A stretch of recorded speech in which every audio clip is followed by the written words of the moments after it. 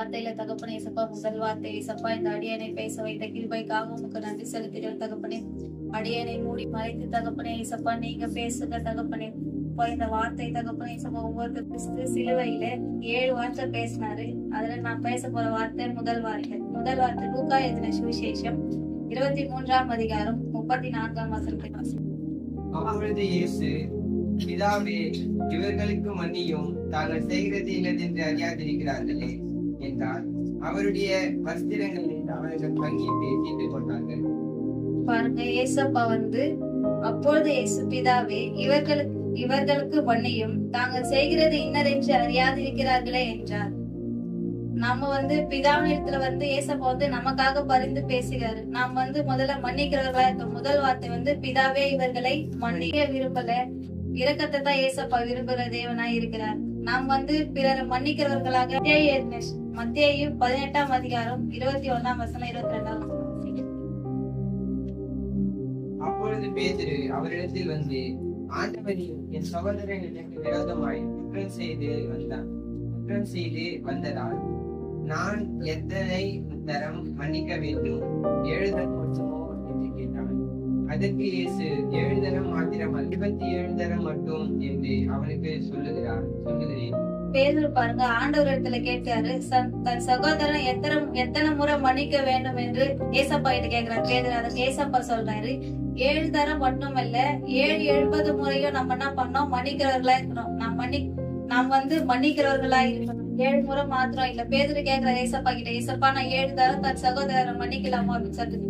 அதுக்கு ஏசப்பா சொல்றாரு, 7 தரம் மட்டும் இல்ல, 770 முறையும் நாம என்ன பண்ணோம்? மன்னிக்கிறவர்களா இருக்கணும். ஏசப்பா பாருங்க, பெரியவரா இருந்தா அவர் தண்டிக்கிற அதிகாரம் நம்ம ஏசப்பா கிட்ட இருக்குது. ஆனா அவர் நம்மள தண்டியாம நம்ம என்ன பண்ற, நமக்காக பிதாவிடம் பரிந்து பேசுகிற தெய்வமா ஏசப்பா இருக்கிறாரு. 1 கொரிந்தியர் 1ஆம் அதிகாரம் 18ஆம் வசனம்.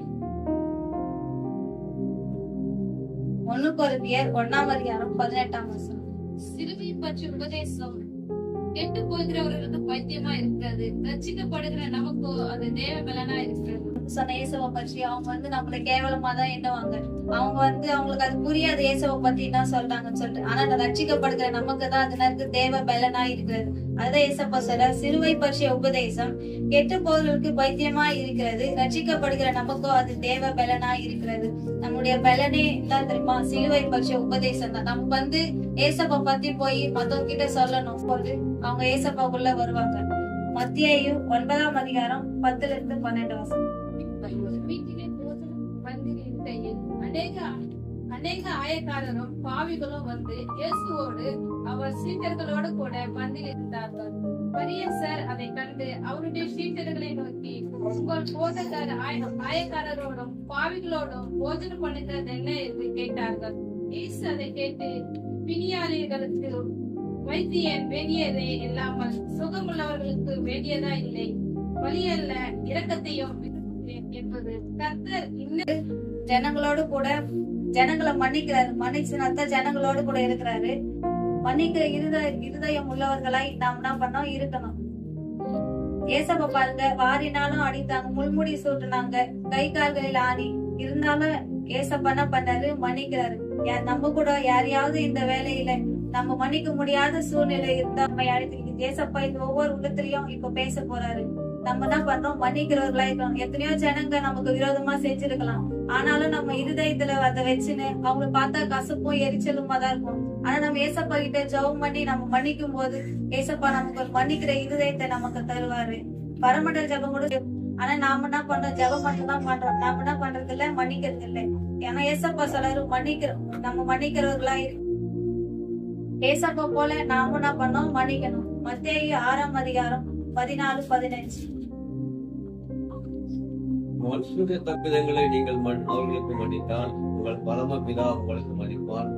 மனுஷருடைய தப்பிதங்களை நீங்கள் அவர்களுக்கு மன்னியாதிருந்தால் உங்கள் பிதா உங்கள் தப்பிதங்களை மன்னியாதிருப்பார். ஏசப்பா சொல்றாரு, மனுஷனுடைய தப்பிதங்களை நீங்கள் அவர்களுக்கு மன்னித்தால் உங்கள் பரமபிதா உங்களுக்கு மன்னிப்பார். நம்ம மனுஷன் செய்யற பாவங்களை நாம மன்னிச்சால் ஏசப்பா நம்மளுடைய பாவங்களை மன்னிப்பாரு. மனுஷருடைய தப்பிதங்களை நீங்கள் அவருக்கு மன்னியாதிருந்தால் உங்கள் பிதா உங்கள் தப்பிதங்களை மன்னியாதிருப்பார். நாம மனுஷனுடைய ஏதாவது சண்டை எது போட்டாலும் நாம் என்ன பண்ணோம்? மன்னிக்கலாம். அதை நம்ம மன்னிச்சாதான் ஏசப்பா நம்மளுடைய தப்பிதங்களை முதலாவது ரத்த சாட்சி ஸ்தேவானை எல்லாரும் என்ன பண்ணாங்க, கல்லெறிந்தாங்க. எல்லா ஜனங்களும் கல்லெறிஞ்சாங்க. ஆனா ஸ்தேவான் என்ன சொல்றாரு, ஜனங்கள் என்ன பண்றாரு, மன்னிக்கிற. அது போல நம்ம மன்னிக்கிற குணமுடையவரா இருக்கணும். கொலேசியர் 3:13. ஒருவர் தாங்கி ஒருவருக்கு குறைபாடு உண்டானால் கிறிஸ்து உங்களுக்கு மனிதன் போல ஒருவருக்கொருவர் மன்னியுங்கள். நம்மளும் என்ன பண்ணோம், ஏசப்பா நம்மள மன்னிச்சார்ல, அது போல நாமளும் என்ன பண்ணோம், ஒருவருக்கு ஒருவரை மன்னிக்கணும். ரோமர் 5. மேலும் நமக்கு அருளப்பட்ட பரிசுத்த ஆவியில் ஊற்றப்பட்டிருக்கிறபடியால் அந்த அன்பை நம்மை வெட்கப்படுத்தாது. தேவன் என்ன சொல்றாரு, நம்ம மேல அன்பா இருக்கிற நம்ம இருதயங்கள் என்ன பண்ண, தேவனுடைய அன்பு ஊற்றப்பட்டிருக்கணும். தேவனுடைய அன்பு ஊற்றப்பட்டிருந்தா தான் நம்ம இன்னொருத்தரை நம்ம என்ன பண்ண முடியும், மன்னிக்க முடியும். யோசேப்பு பாருங்க, குழியில் யோசேப்பு என்ன பண்றான், தன் சகோதரர்ல யாரையும் மன்னிக்காது இருந்தானா, ஆனா மன்னிச்சா யோசேப்பு. சகோதரனை மன்னித்து, ஏன் தெரியுமா, கிறிஸ்துவ என்ன பண்ணா அவன் வெளிப்படுத்தணும். யோசேப்பு வந்து தன் சகோதரனை மன்னித்து அவன் உள்ள இருக்கிறான அந்த கிறிஸ்துவ என்ன பண்றான், வெளிப்படுத்தணும். ஏசப்பா சொல்றாரு, மனிதன் முகத்தை பார்ப்பார், தேவனோ இருதயத்தை பார்ப்பார். நம்முடைய இருதயத்தை தேவன் பாக்குறாரா இல்லையா? நம்ம என்ன பண்ணோம், மன்னிக்கிறவர்களா இருக்கணும். ஒரு சம்பவத்தை மாத்திரம் உங்களுக்கு சொல்றேன். 1999 வருடம் ஜனவரி மாதம் இந்தியா தேசத்துல நடந்த ஒரு பயங்கரமான ஒரு சம்பவம் இது பாஸ்டர் அடிக்கடிக்கு சொல்லியிருப்பாரு.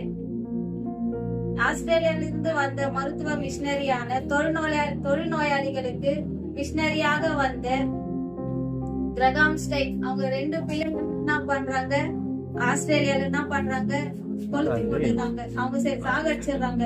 ஆனா ஏசப்பா பாருங்க, அவங்க மனைவி சொல்றாங்க, அவங்க மனைவி பேர் வந்து கிளாடிஸ் ஸ்டைன். அவங்க வந்து சொல்றாங்க, அவங்க எரிச்சாங்கல்ல, அவங்களுடைய பேர் வந்து தாரா சிங். அவங்க கிட்ட ஏசப்பா சொல்றாங்க, உங்களுடைய வீட்டுக்காரரையும் உங்க 2 பிள்ளைகளையும் எரிச்சு போட்டாங்க அப்படின்னு சொல்லிட்டு. ஆனாலும் அவங்களுடைய மனைவி என்ன சொல்றாங்க, கிளாடிஸ் ஸ்டைன் அவங்க அம்மையார் வந்து சொல்றாங்க, மனசார நான் அவங்கள மன்னிக்கிறேன் அப்படின்னு சொல்றாங்க. கர்த்தர் தாமே இந்த வசனங்களை ஆசீர்வதிப்பாராக.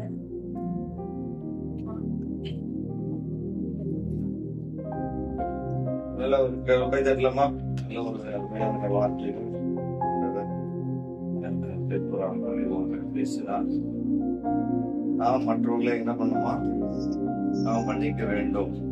முதல் ரத்த சாட்சியா ஸ்தேவான் மரிக்கும் போது ஆண்டவர் என்ன பண்றாரு, ஸ்தேவான் எல்லாரையும் மன்னிக்கிறார். நாம் மற்றவர்களை மன்னிக்கும் போது ஆண்டவர் நம்முடைய தப்பிதங்களை என்ன பண்றாரு, அவர் மன்னிக்கிறார். அல்லேலூயா, அல்லேலூயா. மன்னிப்பு என்பது மிக மிக அவசியமான ஒன்றாய். 2வது வார்த்தை சுபாஷினி சிஸ்டம் வந்து பேசுவாங்க. நம்ம எல்லாம் கரங்களை தட்டி நாம அவர்களை வரவேற்போம். 2வது வார்த்தை பேச எனக்கு பாக்கியம் கிடைத்துள்ளது. ஆண்டவராகிய இயேசு சிலுவையில் பேசிய 2வது வார்த்தை லூக்கா 23வது அதிகாரம் 43வது வசனம். நீ என்னோடு கூட பரதேசம் இருப்பாய் என்று மெய்யாகவே உனக்கு சொல்லுகிறேன் என்றார். இயேசு அவனை நோக்கி, இன்றைக்கு நீ என்னுடன் கூடவே பரதேசத்தில் இருப்பாய் என்று மெய்யாகவே உனக்கு சொல்கிறேன் என்றார். ஆண்டவர் இயேசு சிலுவையில் அறையப்பட்ட போது அவர் வலது புறத்தில் ஒரு கல்லணையும் இடது புறத்தில் ஒரு கல்லணையும் சிலுவையில் அறைக்கப்பட்டார்கள். அதில் ஒரு கல்வன் ஆண்டவரை பார்த்து, நீ ஒரே தேவகுமாரனாக இருந்தால் நீ என்னையும் உன்னையும் ரட்சித்துக்கொள் என்று அவரிடத்துல வந்து இகழ்ந்தானா ஒரு மாதிரி கேலி செய்யற மாதிரி பேசியிருக்கிறான். ஆனா ஆண்டவர் மற்றொருவன் அவனை நோக்கி, நீ இந்த ஆக்கினைக்கு உட்பட்டு இருந்தால் தேவனுக்கு பயப்படுறது இல்லையா அப்படின்ட்டு அவன் அந்த மற்றொரு கல்வனை பார்த்து கேள்வி கேட்கிறான். ஆண்டவர் யாரை பரலோக ராஜ்யத்துக்கு அழைத்து செல்கிறார்? பல வருடங்களாக பாவம் செய்து கொண்டிருந்து அதனின் நிமித்தம் உலகத்தால் குற்றவாளி எனப்பட்ட ஒரு கல்லணையே ஆண்டவர் பரலோக ராஜ்யத்திற்கு அழைத்து சென்றார். இதை நம்ம யோசிக்கலாம். இத்தனை பாவம் செய்த மனுஷனையே ஆண்டவர் வந்து பரலோக ராஜ்யத்துக்கு அழைத்து செல்லணும்னு யோசிக்கலாம். எப்படி அனுமதிக்க முடியும்? இது அநியாயம் இல்லையா? இது நடக்கிற காரியமே இல்லைன்னு நம்ம யோசிக்கலாம். ஆனா வேதம் சொல்கிறது, பிரியமானவர்களே, அவர் நீதி உள்ளவர். இந்த மனுஷனுக்காக இயேசு, அதாவது அவனுடைய பாவத்தை தன் மீது ஏற்றுக்கொண்டாராம் என்பதை நாம் மறந்து போக வேண்டாம், மறந்து விடக்கூடாது. அவன் மனம் திருந்துகிற இயேசு பாவம் இல்லாதவர் என்று அந்த கள்ளன் பாவத்தை அறிக்கையிட்டானாம். அப்போது அவனுக்காக ஒரே இடத்தில் சொர்க்கத்தில் ஆண்டவராகிய இயேசு ஆயத்தம் பண்ணிவிட்டார். கர்த்தருடைய பிரியமானவர்களே, அந்த கடைசி நேரத்தில் கூட அந்த கள்ளன் மனம் திரும்புகிற இருதயம் அவனுக்கு இருந்தபடியினால் அவன் சொல்கிறான், ஆண்டவரை பார்த்து அவன் கேட்கிறான். அந்த கடைசி நேரத்தில் தன்னுடைய நிலைமையை உணர்ந்து ஆண்டவர் எப்படிப்பட்டவர் என்பதை அவன் அறிந்து பயந்து அவரிடத்தில் கேட்கிறான். கேட்கும் போது ஆண்டவராகிய இயேசு சொல்கிறார், இன்றைக்கே நீ என்னுடன் கூடவே பரதேசத்தில் இருப்பாய் என்று சொல்கிறார். இந்த மனம் திரும்புதல் அவனுக்கு எப்படி ஏற்பட்டது? அது சொல்லி பார்க்கும்போது அவனுக்கு தேவனுக்கு பயப்படுற பயம் அவனுடன் இருந்தது. லூக்கா 23வது அதிகாரத்துல 40-41. நம்மை நோக்கி, நீ இந்த ஆக்கினைக்கு உட்பட்டவனா இருந்தோம் தேவனுக்கு பயப்படுகிறது இல்லையா? நாமோ நியாயப்படி தண்டிக்கப்படுகிறோம், நாம் நடப்பித்தவைகளுக்கு தக்க பலன் அடைகிறோம். இவரோ தகாதொன்று நடப்பித்தவைகளே அவரை கடிந்து கொண்டான். அந்த கல்வனை பார்த்து உணர் கல்வன் கேக்குறான், நீ இந்த சிலுவையில் அறையப்பட்டிருக்கிற, நீ தேவனுக்கு பயப்படலையா? ஆனா நாமோ எவ்வளவோ பல குற்றங்கள் செஞ்சிருக்கோம், பாவம் செஞ்சுக்கிறோம், ஒரு தண்டனை அதுக்கோசம் தான் நமக்கு தண்டனை அளிக்கிறாரு. ஆனா அவர் எந்த தப்பும் செய்யல, அவையா சிலுவையில் அறையப்படணும்ட்டு அந்த கல்வன் வந்து கேட்டிருக்கானா. லூக்கா எழுதின சுவிசேஷம் 23:41 நம்ம பாக்குறோம். இதுதான் உண்மையான மனம் திரும்புதல். நியாயப்படி தண்டிக்கப்படுகிறோம். ஒருத்தர் வந்து நம்ம தவறு செஞ்சா நம்ம என்ன பண்றோம்? கோவப்படுறோம். ஆனா நம்ம இப்ப கோவப்படுறோமா? சில விஷயத்துல நம்ம கோவப்படுறது இல்லை, அமைதியா விட்டுறோம். ஆனா ஆண்டவராகிய இயேசு கிறிஸ்து எந்த குற்றமும் செய்யவில்லை. அவன் அந்த கல்வன் சொல்கிறான், இவர் பரிசுத்தர், இவர் நீதி உள்ளவர் என்று சொல்கிறார். அதனால் தான் அவனுக்குள்ள தேவனுக்குள் பயப்படுகிற பயம் அவனுக்குள் இருந்தது. இன்று அநேகர்கள் குறித்தான வெளிப்பாட்டை பெற்றுக் கொண்டதான காரணம் மெய்யான மனம் திரும்புதல் யாராண்டுமே நடைபெறுவதில்லை. ஆகவே தான் இன்னும் பலர் பாவியாக இந்த உலகத்துல வாழ்ந்து கொண்டிருக்கிறார்கள். வேதம் சொல்கிறது, பிரியமானவர்களே, மனம் திரும்புங்கள். மத்தேயு எழுதின சுவிசேஷம் 3வது அதிகாரம் 2வது வசனம். மனம் திரும்புங்கள்,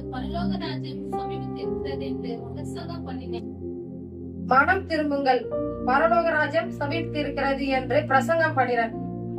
நாம் பார்க்கிறோம். இப்போது மனம் திரும்புங்கள். ஏன் என்றால் நம்முடைய இயேசு கிறிஸ்து சீக்கிரம் வரப்போகிறார். அவரை சந்திக்க போகிறோம். நாம் ஆயத்தப்பட வேண்டிய நாட்களில் நாம் கடந்து வந்திருக்கிறோம். இந்த தேவன் பரிசுத்தர், இந்த தேவன் நீதி உள்ளவர் என்ற ஆண்டவர் பிள்ளைகளே சொல்கிறேன், நமக்குள்ள ஆண்டவர் கிறிஸ்துவர் சீக்கிரம் வரப்போகிறார். அப்படிப்பட்ட மனம் திரும்புதல் நமக்கு தேவை. அந்த கல்லனுக்கோ கடைசி நேரத்தில் தான் அந்த தருணம் கிடைத்தது, மனம் திரும்புதல் தருணம் கிடைத்தது. ஆனால் நம்மளுக்கு ஆண்டவர் வர முன்ன சில நாட்களிலே மனம் திரும்ப வேண்டிய நாட்கள் ஒன்றும் நம்மளுக்கு இருக்கிறது. நம்ம அநேகர்கள் நம்மளுக்கு வெளியில மனம் திரும்பாமல் ரட்சிக்கப்படாமல் இருக்கிறார்கள். அவர்களை நாம் மனம் திரும்பி நம்ம சுவிசேஷத்தை சொல்லி மனம் திரும்ப வைத்து நம் ஆண்டவருக்குள்ளே பரலோக ராஜ்யத்திற்கு செல்ல உதவுங்கள். அல்லேலூயா.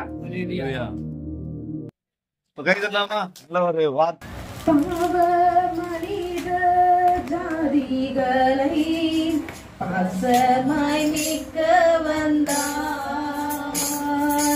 பாவ மனித ஜாதிகளை பாசமாய் மீட்க வந்தான். பாவ பரிகாரி கத்தரித்து நாத பாவமெல்லாம் சுமந்தான்.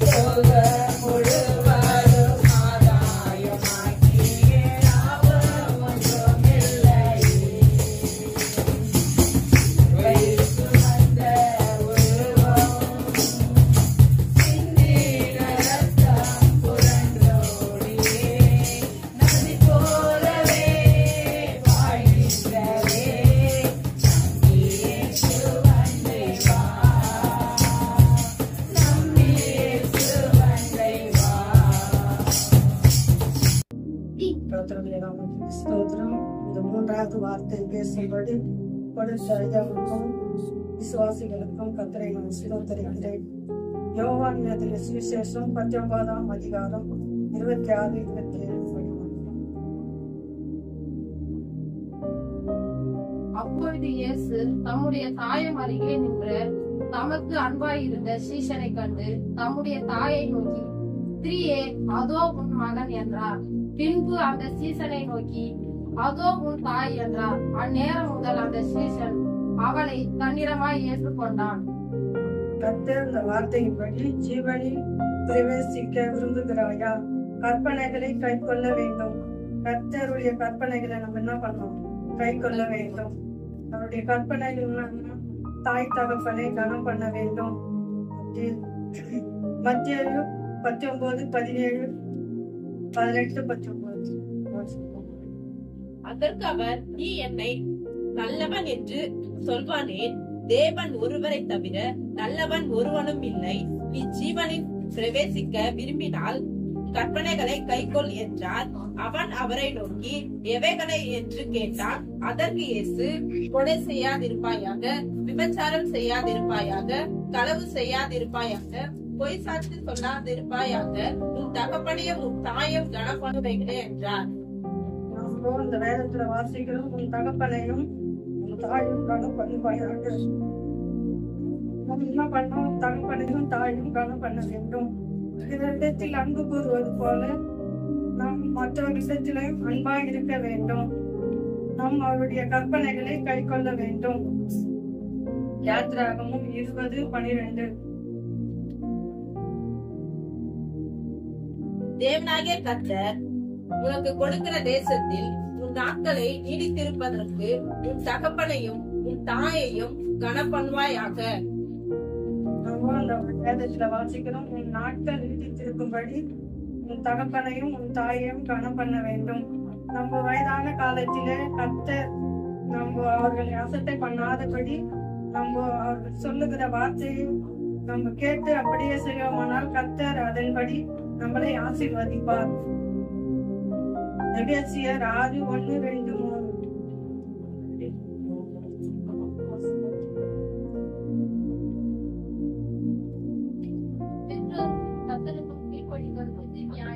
உனக்கு நன்மை உண்டாயிருப்பதற்கும் பூமியில் வாழ்நாள் நீடித்திருப்பதற்கும் உன் தகப்பனையும்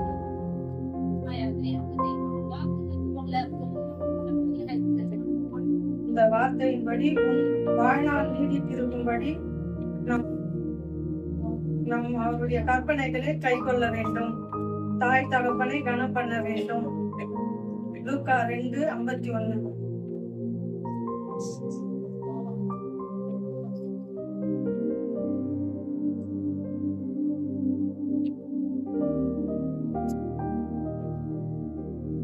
பின்பு அவர் அவர்களுடனே கூட போய் நசரேத்தூரில் சேர்ந்து அவர்களுக்கு கீழ்ப்படிந்திருந்தார். அவருடைய தாயார் இந்த சங்கதியெல்லாம் தன் இருதயத்திலே வைத்துக் கொண்டாள். கர்த்தர் என்ன பண்ணாரு? இந்த லூக்கா 2:51 கீழ்ப்படிந்திருந்தார். அவர் எல்லாவற்றிலையும் கர்த்தர் கீழ்ப்படிந்தது போல நாமளும் என்ன பண்ணணும்? தாய் தகப்பனுக்கு கீழ்ப்படிய வேண்டும். அசட்டை பண்ணக்கூடாது. நீதிமொழிகள் 23.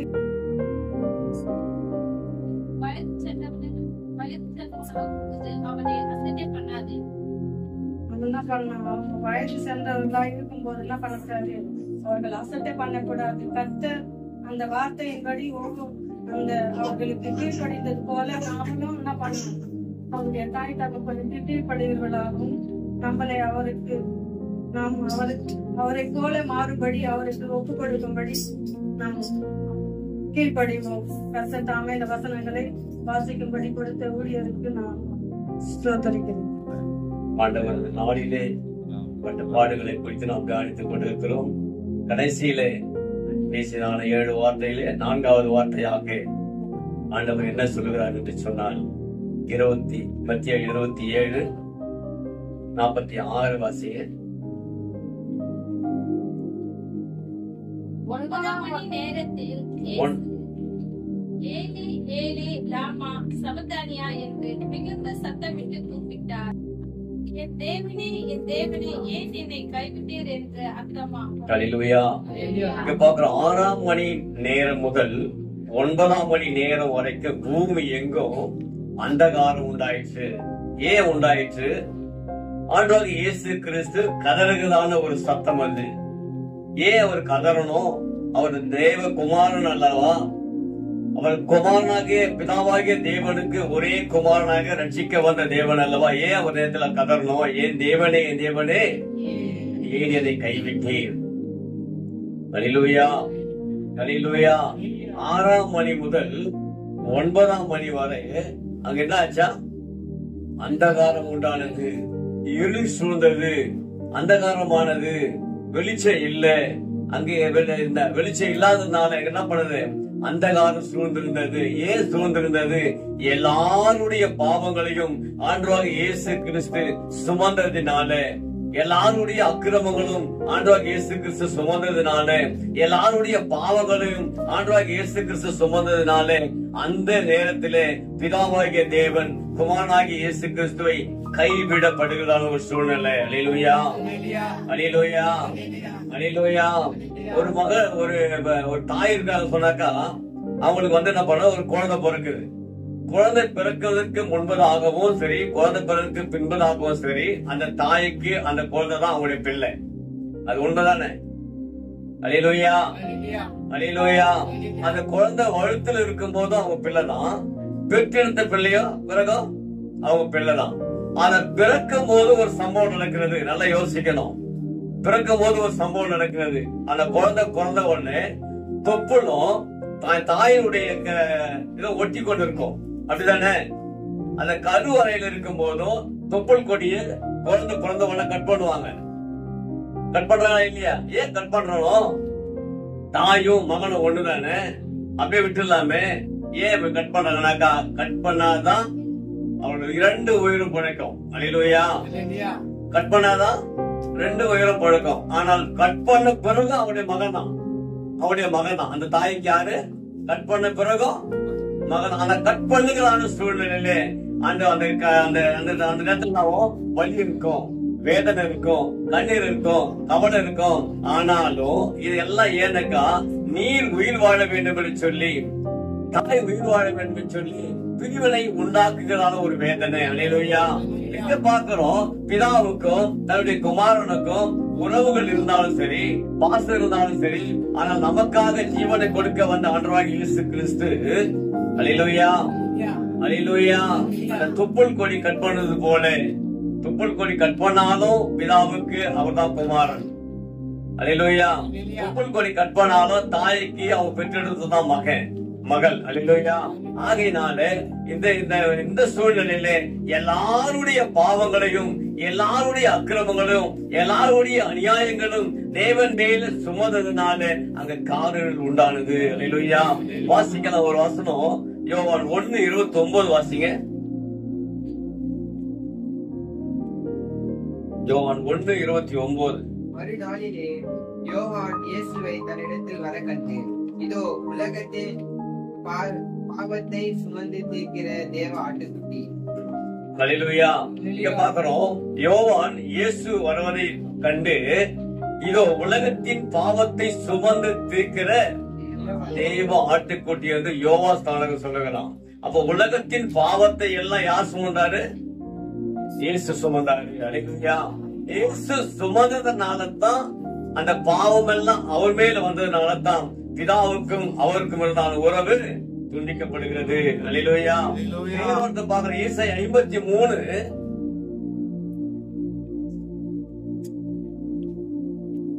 ஏசாயா 53:5 வாசிங்க. நம்முடைய மீறுதல்களின் நிமித்தம் அவர் காயப்பட்டு, நம்முடைய அக்கிரமங்களின் நிமித்தம் அவர் நொறுக்கப்பட்டார், நமக்கு சமாதானத்தை உண்டு பண்ணும் ஆக்கினை அவர் மேல வந்துச்சு. அல்லேலூயா. இங்க பாக்கிறோம், நம்முடைய மீறுதல்களின் நிமித்தம் அவர் என்ன பண்ணாரு? காயப்பட்டார். 1. நம்முடைய அக்கிரமங்கள் நிமித்தம் அவர் நொறுக்கப்பட்டார். 2. அவர் நமக்கு சமாதானத்தை உண்டு பண்ண ஆக்கினை அவர் மேல வந்தது. அதுக்கு அடுத்தது ஒரு தழும்புகளால குணமாகி கொண்டிருக்கிறோம். இந்த 3 விதமான காரியங்கள். நம்முடைய மீறுதலினாலே அவர் காயப்பட்டார், நம்முடைய அக்கிரமங்களினால் அவர் நொறுக்கப்பட்டார், நமக்கு சமாதானத்தை உண்டு போன ஆக்கினை அவர் மேல வந்ததனால இருள் சூழ்ந்தது உலகத்துல. அல்லேலூயா. ஏன்னா அந்த நேரத்துல நம்மை ரட்சிக்கும்படியாய் ஆண்டவர் இயேசு கிறிஸ்து உலகத்துல வந்தாரு. வந்தது ஏன் வந்தாருன்னு சொன்னாக்கா, நம்முடைய பாவங்களை அவர் ஏற்றுக்கொள்ள வேண்டும் என்று சொல்லி, நமக்கு சமாதானத்தை உண்டு போன ஆக்கினை அவர் மேல் வந்தது என்று சொல்லி ஏசாயா தீர்க்கதரிசி இயேசு கிறிஸ்து பிறப்பதற்கு முன்பதாகவே தீர்க்கதரிசி வார்த்தைகளாக அறிவிக்கப்பட்டிருந்தான். அல்லேலூயா, அல்லேலூயா. இயேசு கிறிஸ்து பிறப்பதற்கு முன்பதாக சொல்லப்பட்ட வார்த்தை இது. என்ன சொல்றாரு ஏசாயா? நம் மீறல் நிமித்தம் அவர் காயப்பட போறார் ஒரு ஆண்டவர். நம்முடைய அக்கிரம நிமித்தம் அவர் நொறுக்கப்பட போறாரு. நமக்கு சமாதானம் உண்டு போன ஆக்கினை அவர் மேல வரப்போகுது என்று சொல்லி எத்தனையோ ஆண்டுகளுக்கு முன்பதாக ஏசாயா தீர்க்கதரிசினாலே இயேசு செய்ய போகிறானே காரியத்தை குறித்து அவர் தீர்க்கமாய் சொல்லியிருந்தார். இயேசு பிதாவினுடைய முகம் மறைக்கப்படுகிறதை இயேசு அறிந்தார். ஆகினால் தான் அவர் சொல்றாரு, என் தேவனே, என் தேவனே, ஏன் என்னை கைவிட்டீர்? அல்லேலூயா.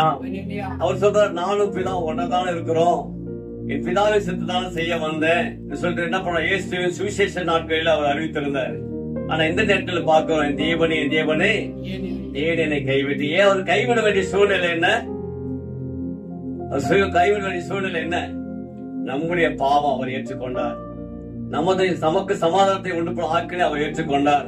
நம்முடைய அக்கிரமத்தை அவர் மேல் விழுந்தது, நம்முடைய பாவம் எல்லாம் அவர் மேல விழுந்தது. அவர் பாவியாய் மாறினார். அல்லேலூயா, அல்லேலூயா. ஆகினால் தான் அப்படிதான் சொல்றாரு, இமை பொழுது உன்னை கைவிட்டேன். கைவிடுகிறதான ஒரு சூழ்நிலை யாருக்காக? நமக்காக அல்லவா அந்த கைவிடான சூழ்நிலை. அல்லேலூயா, அல்லேலூயா, அல்லேலூயா. ஈடில்லை, இணையும் இல்லை, சரி போல் எவரும் இல்லை,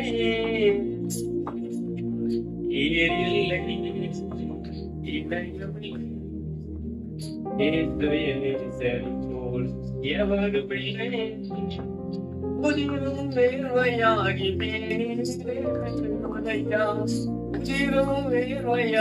மேனியிலே பெருமையா கல்வாரை கொடுமை கண்டு கல்வாரை கொடுமை கண்டு ஒரு விதையாம்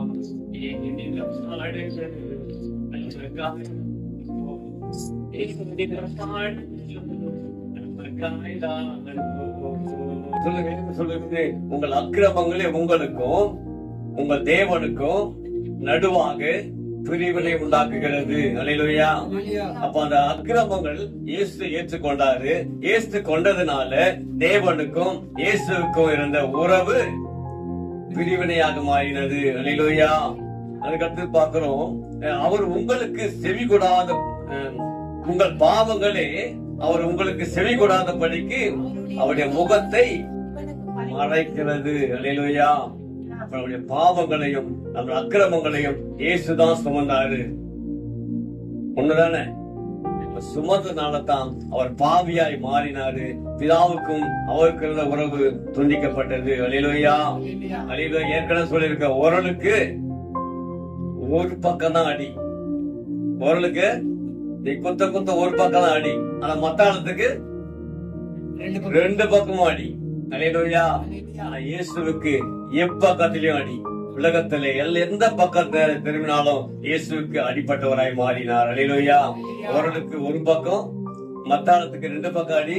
இயேசுவுக்கு எப்பக்கத்திலும் அடிபட்டு நமக்காக அவர் சிலுவையிலே மரித்தார். அல்லேலூயா, அல்லேலூயா. ஆகினால் அருமையான ஜீவதனங்களே, ஒவ்வொரு நாளும் நாம் தவறு செய்த போதெல்லாம் புரிஞ்சுக்கணும், இயேசு நமக்காக அவர் பாவத்தை ஏற்றுக்கொண்டார். இயேசு நமக்காக அவர் அக்கிரமத்தை ஏற்றுக்கொண்டார். இயேசு எனக்காக என்னுடைய அக்கிரமங்களை, என்னுடைய பாவங்களையும், என்னுடைய அநியாயங்களையும், என்னுடைய அக்கிரமங்களையும், தேவனுக்கு விரோதமாக செய்கிறான பாவங்களையும் அவர் ஏற்றுக்கொண்டதுனால இனி நான் என்ன பண்ண மாட்டேன், அந்த தவறுகளை செய்ய மாட்டேன்னு சொல்லி ஒவ்வொரு நாளும் தவறு செய்கிறதான சூழ்நிலையில நாம் நினைக்கணும். அல்லேலூயா.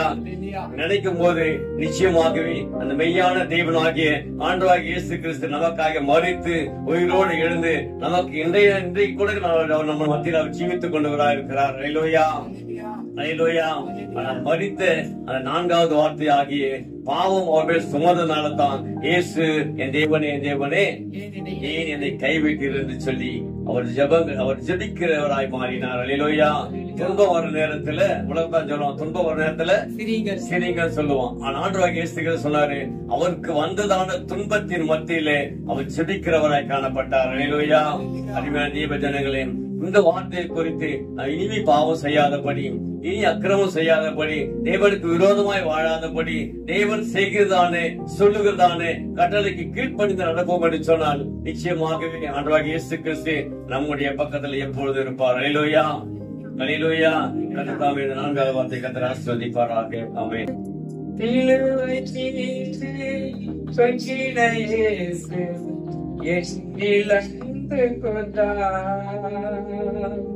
நேசரின் அன்பு எந்த உள்ளத்தை நெருக்கியே விடுதே. சுகந்த வாசனை பழிய தம்மை புகழ்ந்து ஜீவன் தந்தார். சுகந்த வாசனை பழிய தம்மை புகழ்ந்து ஜீவன் தந்தார். கூர்ந்ததாலே என்னையும் அவர்காய் அர்ப்பணித்தேன். என்னில் அன்பு கூர்ந்ததாலே என்னையும் அவர்காய் அர்ப்பணித்தேன். சிலுவை தொங்கிய இயேசு என்னில் அன்பு கூர்ந்தார். நேசரின் அன்பு எந்த உள்ளத்தை நெருக்கியே விடுதே. யோவான் என் குறித்த 5வது யோவான் 5 19:28. அதன்பின் எல்லாம் முடிந்தது என்று இயேசு அறிந்து வேத வாக்கியம் நிறைவேற்றத்தக்கதாக தாகமாய் இருக்கிறேன் என்றார். அல்லேலூயா. கர்த்தருக்கு ஸ்தோத்திரம். அதன் பின்பு எல்லாம் முடிந்தது என்று இயேசு அறிந்து வேத வாக்கியம் நிறைவேற்றத்தக்க தாகமாய் இருக்கிறேன் என்றார். அது மேல் வசந்து பாருங்க 26. நம்முடைய தாயின் அருகிலிருந்து நமக்கு அன்பாயிருந்த சீசனை கண்டு நம்முடைய தாயை நோக்கி ஸ்திரியே அதோ உன் மகன் என்றார். அல்லேலூயா. தாயை நோக்கி ஸ்திரியே அதோ உன் மகன் என்றார். அது கீழ் வசனம் அதோ உன் தாய் என்றார். அந்நேரம் முதல் அந்த சீசன் அவனை தன்னிடமாய் ஏற்றுக்கொண்டான். சீசன் சொல்றான், அதோ உன் தாய் அதோ உன் மகன். அவங்க 2 பேருக்கு ஆண்டவர் என்ன பண்ணாரு, அந்த வார்த்தையை சொல்லிடுறாரு. அதன் பின்பு எல்லாம் முடிந்தது என்று இயேசு அறிந்து வேத வாக்கியம் நிறைவேற்றத்தக்க தாகமாய் இருக்கிறேன். கீழ் வாசிங்க. பாத்திரம் அங்கே வைக்கப்பட்டிருந்தது. அவர்கள் உடற்கரைகளை காடியிலே தேர்ந்து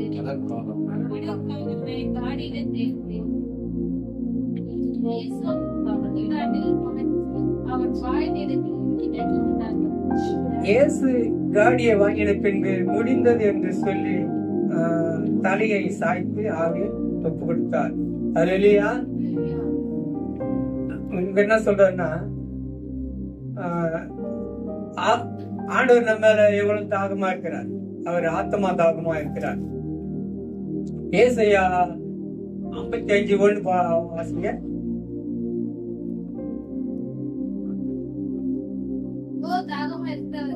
நீங்கள் எல்லோரும் தண்ணீர்கள் அடைக்கு வாருங்கள். பானம் இல்லாதவர்களை நீங்கள் வந்து சாப்பிடுங்கள். விலையும் திராட்சரசமும் பாலும் கொள்ளுங்கள். வந்திருக்கிறோம். நமக்கு ஒரு தாகம் யார் மேல? ஆண்டவர் மேல. ஆண்டவர் நம்ம மேல தாகம் வந்தாரு. நமக்கு ஒரு தாகம். அவர் நினைவு கூறுதான் நம்ம என்ன பண்றோம், வர்றோம். அது மட்டுமல்ல, நம்ம வீட்லயும் ஒன்னும் நல்ல தாகமா ஆண்டவர் மேல என்ன பண்ணோம், விசுவாசிக்கணும். வேதத்தை வாசிக்க. வேதம் தான் நமக்கு கோவி, ஜெபம் தான் நமக்கு குழம்பு. அது மாதிரி இருக்கணும். வேதம் சோறு, சாம்பார் தான் நமக்கு ஜபம். அது மாதிரி இந்த ஆண்டவர் என்ன பண்ணுவாரு, நம்மளை நேசிப்பார். எப்படியோ எதை வந்து குறிப்பிட்டு நல்ல தூங்கி இந்த சாவனம் இருக்கக்கூடாது. வேதம் தான் நமக்கு ஆகாரம், அந்த குழம்பு நமக்கு கால் எலும்புகளையும் மற்றவருடைய கால் எலும்புகளையும் பிரித்தார்கள். அவர்கள் இயேசுவினிடத்தில் வந்து அவர் மரித்து இருக்கிறதை கண்டு அவருடைய கால் எலும்புகளை மதிக்கவில்லை. ஆகிலும் போஸ் அவரின் ஒருவன் ஈட்டினாலே அவருடைய விழாவின் குத்தி தன் உடலை ரத்தமாக தண்ணீராக புறப்பட்டது. ஆண்டவர் வந்து இப்போ தானா சேர்த்து பண்ண கொத்துனா ஒண்ணுமே வராது. ஆண்டவர் பத்தியா ஜீவனோடு இருக்கிற மாதிரி ரத்தமும் வேறையா புறப்பட்டு வந்தது. ஆனாலும் அவங்க நம்பல. ஆண்டவர் வந்து விழாவில கையை போட்டு பாருன்னு சொல்றாரு. அப்படியாக ஆண்டவர் நமக்கு இந்த வார்த்தை கொடுத்ததுக்காக கர்த்தருக்கு நன்றி செலுத்துகிறேன். கர்த்தர் மாசங்களை ஆசீர்வதிப்பாங்க. ஆமென். ஏசையா எனக்காய் சிலுவையை சுமந்தீர், ஏசையா எனக்காய் பலியானீர், ஏசையா எனக்காய் சிலுவையை சுமந்தீர், ஏசையா எனக்காய் பலியானீர். ஆமென். ஹல்லேலூயா. ஆறாவது வார்த்தை உண்மையான சகோதரி ஆஷா அவர்கள் வந்து பேசுவார்கள். எல்லாம் நாம் கரங்களை தட்டி நாம் அவரை பேசுவோம். பதில் கர்த்தரையும் ஆறாவது வார்த்தை பேச கிருபை கொடுத்ததாய் கர்த்தரை நமஸ்தோத்திரம். கண்ணை ஜெபிக்கிறோம். என் அன்பு பிதாவே ஸ்தோத்திரிக்கிறார். பதில் கொடுக்கப்பட்ட இந்த நேரத்துக்கு ஆட்சிப்பிக்கிறோம். யாருக்கெல்லாம் ஸ்லாகிட்டு எனக்கு இந்த நேரத்துக்கு இந்த ஆறாம் வார்த்தை பேச கிருபை கொடுத்துருக்கா. இன்னைக்கு உங்களுடைய சிலுவில் அறையப்பட்ட இந்த நாள் நினைவு கூர்ந்த ஆண்டவரை இதை நாங்க பேச அப்பா நீர் எங்களோடத்துல பேசும்படி அதன் பணி நாங்க நடக்க கிருபை தரும்படியா ஸ்தோத்திரம். ஆண்டவர் பயத்தை எல்லாம் எடுத்து போட்டு இதே என்னோட பேச கிருபை தரும். இயேசுவின் நாமத்தில் கர்த்தர் இந்த பதில் ஆறாம் வார்த்தை யோவான் எழுதிய சுவிசேஷம் 10ஆம் அதிகாரம் 30ஆம் வசனம். இயேசு காடியை வாங்கிய பின்பு முடிந்தது என்று சொல்லி தலையை சாய்த்து ஆவியை ஒப்பு கொடுத்தார். அந்த இடத்துல ஆறாவது வார்த்தை என்ன சொல்லியிருக்கா, இயேசு காடியை வாங்கின பின்பு முடிந்தது என்று சொல்லி தலையை சாய்த்து ஆவியை ஒப்பு கொடுத்தார். இது எல்லாம் முடிந்ததா என்ன முடிந்தது? பிதா சொன்ன வார்த்தைகள் இயேசு ஆறாம் வார்த்தையிலே முடித்தார். பிதா வந்து அவருக்கு ஒவ்வொரு வார்த்தைகளை சொல்ல எதனால் ஏசப்பாவை பிதா வச்சார். முதல்ல ஆதியாகத்துல 13ஆம் அதிகாரம் 15ஆம் வசனத்தில் சொல்லிட்டு பாருங்க, நீ பார்க்கிற இந்த பூமி முழுவதும் நான் உனக்கும் உன் சந்ததிக்கும் என்றென்றைக்கு இருக்கும்படி இதை கொடுத்தேன். இந்த பூமி என்ன பண்ணாரு, இதை பார்க்கும்படி உனக்கும் உன் சந்ததிக்கும் கொடுத்தாருன்னா ஃபர்ஸ்ட் ஆண்டவர் மனுஷனை உண்டாக்குனா அவன் மனுஷன் யோவான் 4ஆம் அதிகாரம் 34ஆம் வசனம் எடுக்கும்.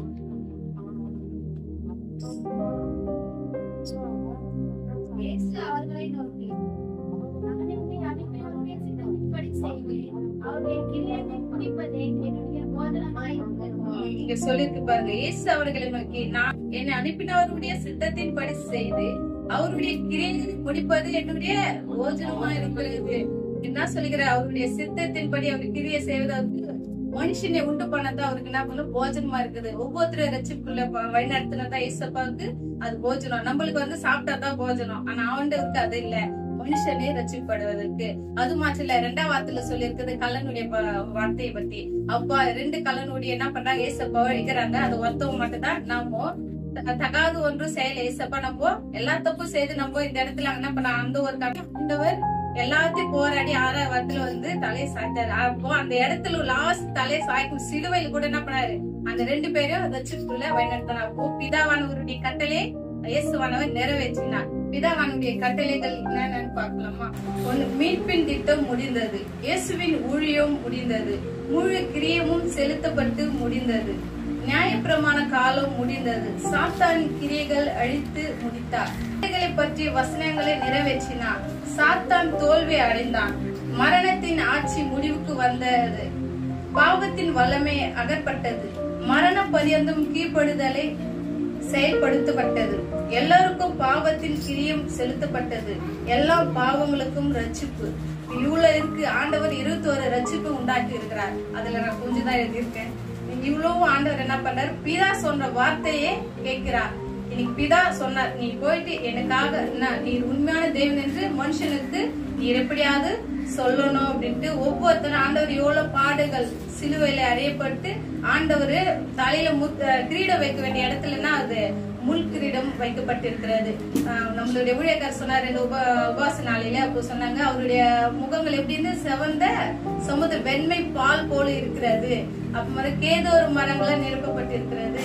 அப்புறமா லவங்க பட்டையை போல் ஒவ்வொரு வார்த்தையும் வெள்ளியும் பொண்ணுமாக ஆண்டவர் நம்ம உருவாக்கப்பட்டார். ஆனா அப்படியேப்பட்ட ஆண்டவர் நம்மளுடைய பாவங்களுக்காக நம்மளுடைய கஷ்டங்களுக்காக ஏச பண்ணப்பட்ட சிலுவையில அடிக்கப்பட்டு நம்மளுக்காக ரத்தம் சிந்தினார். யாருக்காக? நம்மளுக்காகங்க. இன்னைக்கு நம்ம என்ன பண்ணோம், இந்த நாள் நினைவு கூறுறோம். வருஷம் நினைவுறோம். ஆனா ஒருத்தர் கூட நம்ம ஆதாயப்படுத்தல, என்னோடு சேர்த்துட்டாங்க. நம்ம என்ன பண்ணோம், ஆண்டவருடைய பாவத்தை சொல்ற மாதிரி மத்தவங்களுக்கு நம்ம ஏசப்பா இன்னைக்கு எங்களுக்காக என்னுடைய பாவத்துக்காக இன்னைக்கு உயிர் மரித்தார் அப்படின்ட்டு நம்ம என்ன பண்ணோம், தைரியமா சொல்லணும். எபிரேயர் 4ஆம் அதிகாரம் 10ஆம் வசனம்.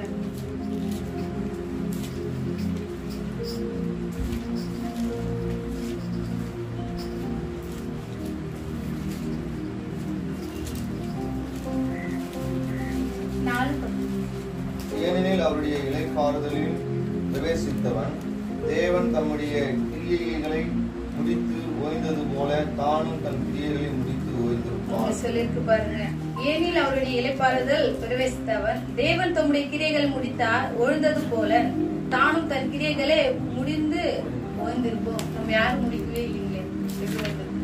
ஆண்டவர் என்ன பண்ண முடித்து ஓய்ந்து இருந்தார். இன்னைக்கு நம்ம எதுவுமே கிரியைகள் ஆண்டவர் பத்தி யாருக்கும் சொல்லல, எதுவுமே நம்ம நம்பல, முடிக்கல. இன்னைக்கு ஆண்டவர் துவக்கம் முதல் முடிவு வரைக்கும் கரெக்டா முடிச்சிருக்கிறாங்க. இன்னைக்கு நம்மளால எந்த ஒரு விஷயத்துல தொடங்குறோம், முடிக்க முடியுதா? முடிக்கவே முடியலங்க. இன்னைக்கு நான் கூட பொருத்தன் பண்ணி பைபிள் படிக்க முடிச்சணும்னு பாக்குறேன், முடிக்க முடியாது. ஏன்னா சாத்தனுடைய தடைகள். அதே போல தாங்க இன்னைக்கு ஒவ்வொரு நேரத்திலும் என்ன பண்ண முடியும், நம்ம தொடங்குறோம் ஆனா முடிக்க முடியாது. ஆனா இயேசுவானவர் பிதாவுடைய கற்பனைகளை கை கொண்டு பிதா சொல்றதை வார்த்தையை கேட்டு ஆண்டவர் சத்தியமும் விசுவாசமும் ஜெபமும் இது மூணும் நமக்கு இருக்கணுங்க. ஏசாயா 53:4-5.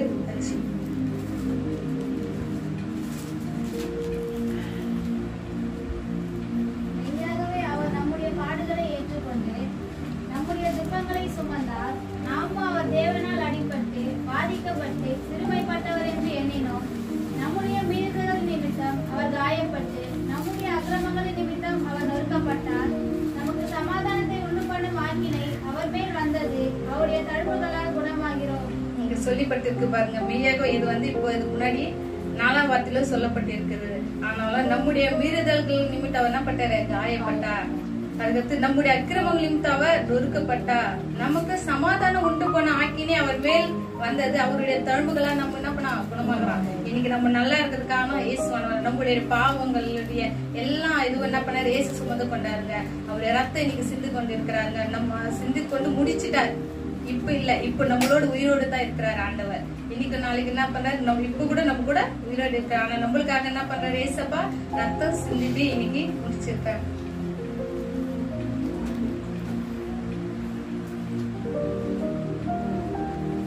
மத்தேயு எழுதின சுவிசேஷம் 27:34-35.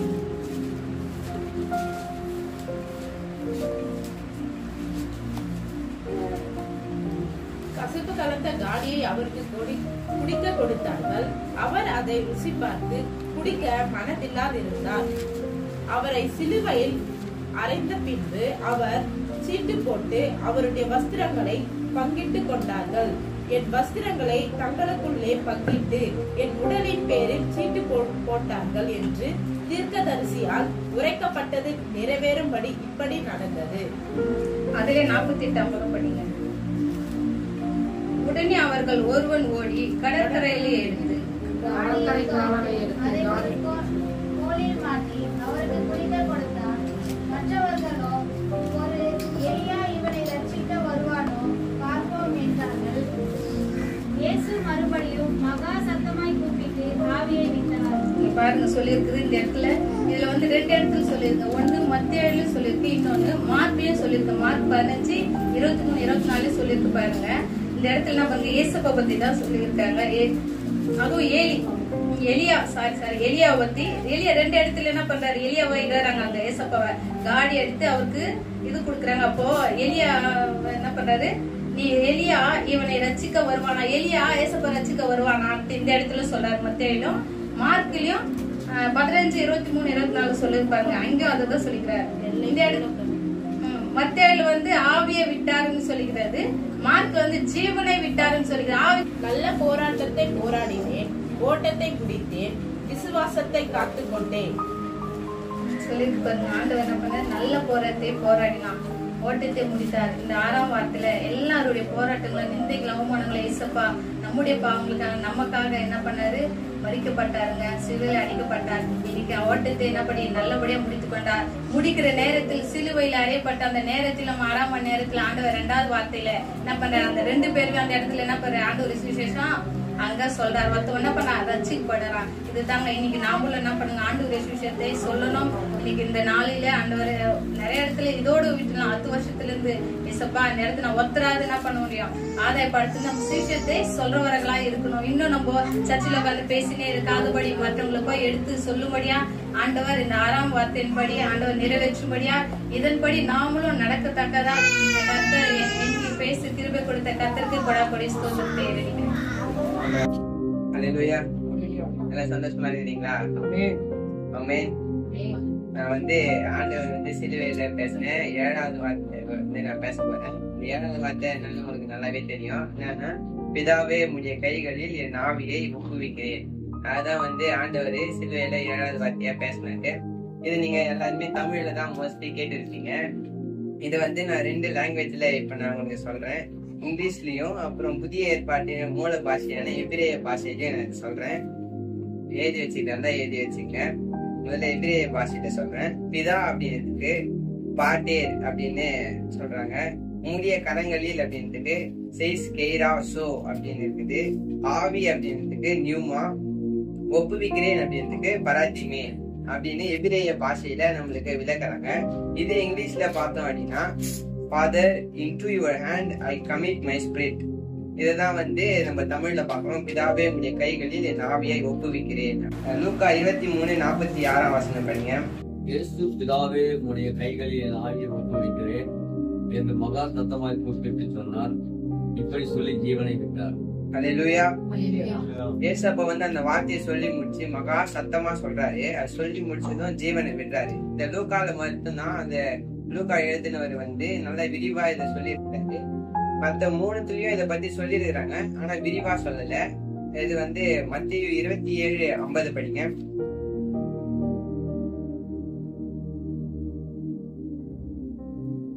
மத்தேயு 27:50. இயேசு மறுபடியும் மகா சத்தமாய் கூப்பிட்டு ஆவியை விட்டார். இதுல பாத்தீங்கன்னா வெறும் மகா சத்தமாய் கூப்பிட்டு ஆவியை விட்டார் அப்படின்னு மட்டும்தான் இருக்குது. இதே மார்க்கு யோவான்லயும் இருக்குது. மார்க்ல பாத்தீங்கன்னா ஜீவனை விட்டார் அப்படின்னும், யோவான் 19:30 முடிந்தது என்று சொல்லி தலையை சாய்த்து ஆவியை விட்டார் அப்படின்னு இருக்குது. இதுல எல்லாம் நம்ம இது பாதியா தான் பார்த்திருப்போம். ஆனா லூக்கால மட்டும்தான் அது ஃபுல்லா நம்மளுக்கு கொடுத்துருப்பாங்க. இது 7 அப்படின்னு பார்த்தோம்னா வேத ஆராய்ச்சியாளர்கள் 7 அப்படின்றது பூரணத்தை குறிக்குது அப்படின்னு அவங்க சொல்றாங்க. 7 அப்படின்னு சிலுவையில மலர்ந்த 7 பூக்கள்ல 7வது பூ அர்ப்பணிப்பு. அந்த அர்ப்பணிப்பு நமக்கு காட்டுறாங்க. என்னென்ன அற்புதம்னா, தீர்க்க தரிசனங்களை நிறைவேற்றும் அர்ப்பணிப்பு, பிதாவோடு ஐக்கியமான அர்ப்பணிப்பு, பிதாவின் ஊழியத்திற்கான அர்ப்பணிப்பு, வெற்றியுள்ள அர்ப்பணிப்பு, மரணத்தை ஜெயிக்கும் அர்ப்பணிப்பு, புதிய மார்க்கத்திற்கான அர்ப்பணிப்பு, பிதாவின் சித்தம் செய்ய அர்ப்பணிப்பு. இந்த 7 அர்ப்பணிப்பை நம்மளுக்கு காட்டுறாங்க. 1வது வார்த்தையும் 7வது வார்த்தையும் பிதாவே அப்படின்னு தான் ஆண்டவர் ஆரம்பிச்சிருப்பாரு. இப்போ அப்படி பிதாவே இதுலயே நம்மளுக்கு தெரியுதும் இயேசுக்கும் பிதாவுக்கும் எவ்வளவு ஒரு ஐக்கியம் இருந்திருக்கும் அப்படின்னு. மத்தேயு 5:6-7 அதிகாரத்துல பிதாவே அப்படின்னு ஆண்டவர் 17 முறை சொல்லி இருக்கிறாரு. அப்புறமா யோவான் 14:15-16 46 முறை பிதாவை வேண்டி இருக்கிறாரு. இது மட்டும் இல்லாம முக்கியமா ஆண்டவர் ஜெபத்திலையும் பிதாவை பத்தி கூப்பிட்டு இருக்காரு. யோவான் 17 அதிகாரத்துல 6 முறை பிதாவே அப்படின்னு அவர் ஜெபம் பண்ணி இருக்கிறாரு. இதுல இருந்தே நம்ம பார்க்கலாம் நம்ம பிதாவோட எவ்வளவு ஐக்கியமா இருக்கணும் அப்படின்னு. இதே தீர்க்க தரிசனமா சங்கீதம் 31:5 நம்ம பாக்குறோம். அது யாரா வாசிக்கலாம். உமது கைகளில் என் ஆவியை ஒப்புக் கொடுக்கிறேன், சத்தியபரனாகிய கர்த்தாவே, நீர் என்னை மீட்டுக் கொண்டீர். அல்லேலூயா. சங்கீதக்காரனாகிய தாவீது பாத்தீங்கன்னா ஆண்டவர் ஆண்டவர்கிட்ட பிதா ஒப்பு கொடுக்கறது மாதிரி அவர் ஒப்பு கொடுக்குறாரு ஏசப்பா கிட்ட. நான் என் ஆவியை இடத்துல ஒப்பு கொடுக்குறேன், கர்த்தாவே நீர் மீட்டு கொள்ளும் அப்படின்றாரு. இப்ப அதை நம்ம ஏசப்பா சொல்றதை நம்ம பார்க்கிறோம். அது போல நம்மளும் நம்முடைய ஆவியை ஆண்டவர்கிட்ட ஒப்பு கொடுக்கும்போது நம்மள பலனுள்ளவரா அவர் மாற்றுவாரு. அது மட்டும் இல்லாம ஆவி ஆண்டவர் மரிக்கும் போது ஆவி பிதாவின் இடத்துலயும் ஆத்மா மரணத்திலையும் ஊற்றினாரு. சரீரத்தை அவருடைய எதிரிகளான மனிதர்கள்கிட்ட அவர் விட்டுட்டு போனாரு. அது மட்டும் இல்லாம ஏசப்பாவை பிடிக்க வர வேலையிலும் அவர் பாத்தீங்கன்னா பிதாவை விட்டு கொடுக்காம, பிதா எனக்கு கொடுத்த பாத்திரம் நான் பானம் பண்ணதிருப்பேனோ என்கிறாரு பேதுருக்கிட்ட.